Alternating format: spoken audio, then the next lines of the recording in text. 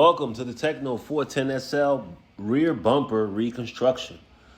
Picture A is before, picture B is the aftermath. And as you see, the bumper looks great. So let's go through the process. So you gotta place your order for TKR 5799, and once you get the 410.3 bumper in, let's get to moving and get to reconstructing. So we're gonna start off by removing the old bumper from 410SL. Not necessarily old, but the weaker bumper. I'm not here to talk bad about Tekno, but geez, this rear bumper, man, is like so subpar. Could have done way better of a bumper, but nonetheless, found a way around it, found a way over it, and that's the great thing about RC and all the ingenuity that comes along with it. So here, carpenter's rule, just kind of like measuring twice. We're gonna cut once. So, visualizing where I need to place the screws, and where I exactly need to make these cuts for this piece to fit going forward.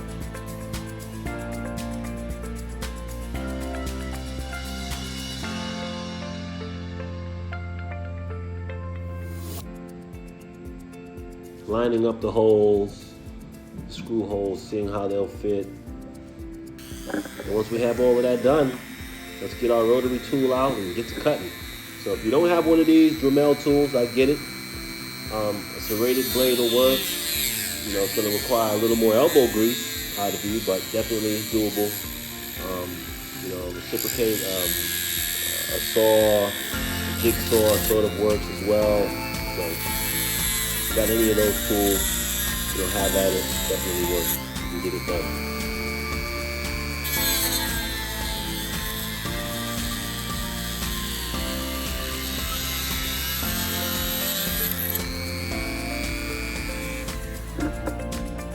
Alright, got our cuts done. Let's move the excess plastic off that bunches up from the heat of the blade.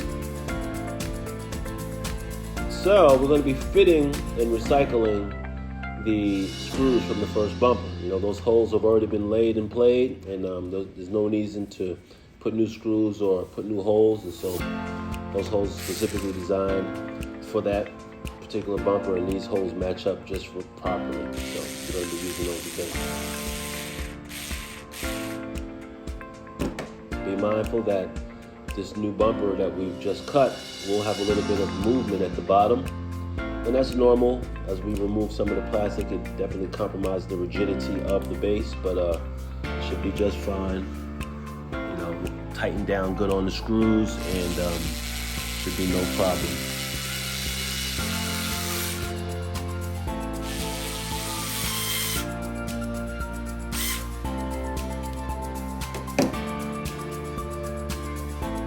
All right, we got that done. Let's just adjust the bottom piece so it really lined up straight. Checking the stability of it. And let's fit this upper portion on. Once again, this kind of snaps into place. And we're gonna line it up, eye it, and see where we're gonna be placing the screws and such just before we make our cut.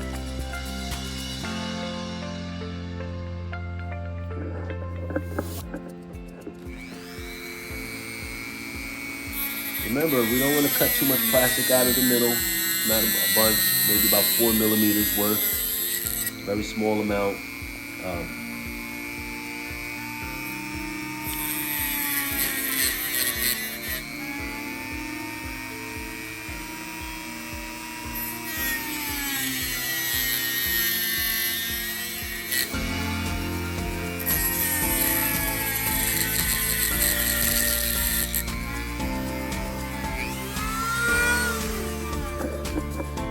All right, we've got that cut. Let's remove the excess plastic that always bunches up from the heat of the blade.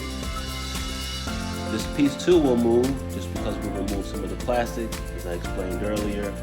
So be mindful of that.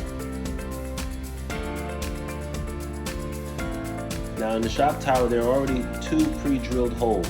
You don't have to drill new holes in the shock towers unless you really want to. If that's what you want to do, it's your car, you have at it. I'm choosing not to because I'm going to utilize the already 2 pre-drilled holes that they have.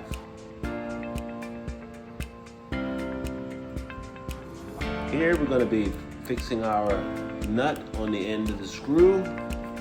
finishing up this particular side. So we've got a 3mm nylon nut, a 3x20mm hex screw, and our hex driver and hex nut driver to hold it all in place while we wrench on the screw.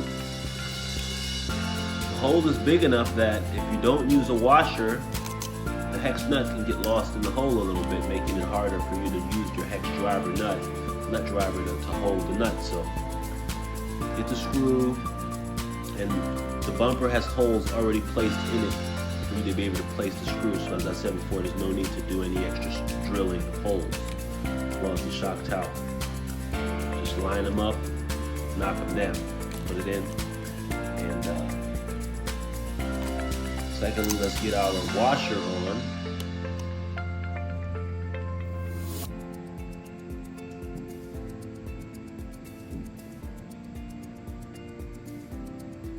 Which will help that nut stay out of the hole in the shock tower, so we can tighten and loosen at will without fear of the nut going into the hole because you've tightened so greatly.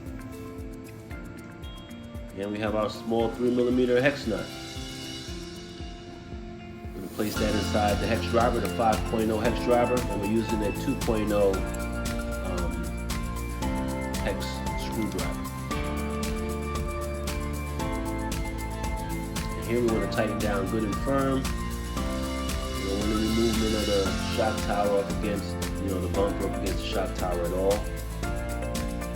And in my opinion, this reconstruction of the rear bumper, this surgery that we've given, it does so much for the car. It just gives it a little more body, makes it look enhanced in the rear.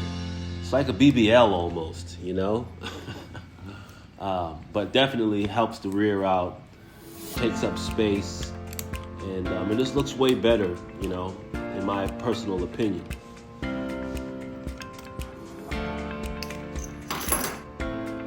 As you see,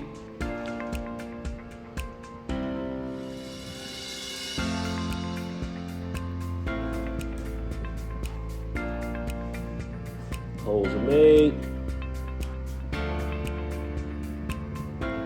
and when we go to place the body on, now the rear portion of the car is being taken up by the space of the rear bumper, and this is what makes it look much better.